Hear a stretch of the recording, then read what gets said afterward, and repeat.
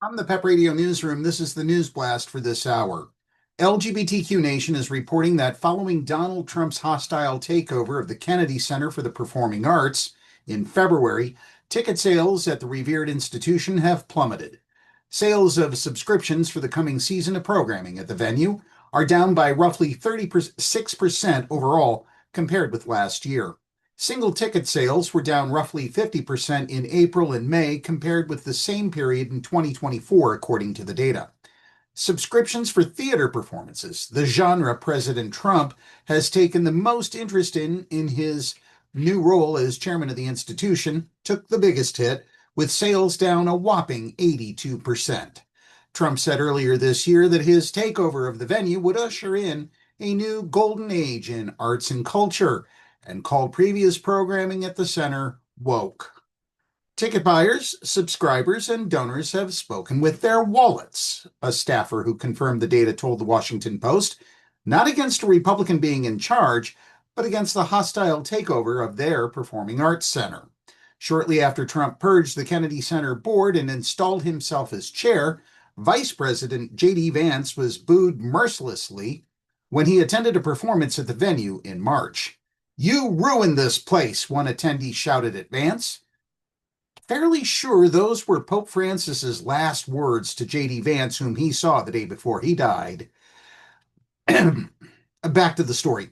The sales data was shared by former Kennedy Center staffers and confirmed by a current employee who spoke on the condition of anonymity for fear of retribution.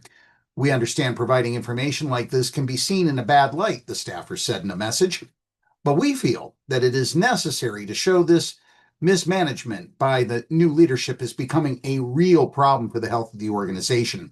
The employee said that because the new regime has disregarded staff opinion and fired some of those who have questioned their decisions, we feel that we no longer have a choice but to force complete transparency with the public.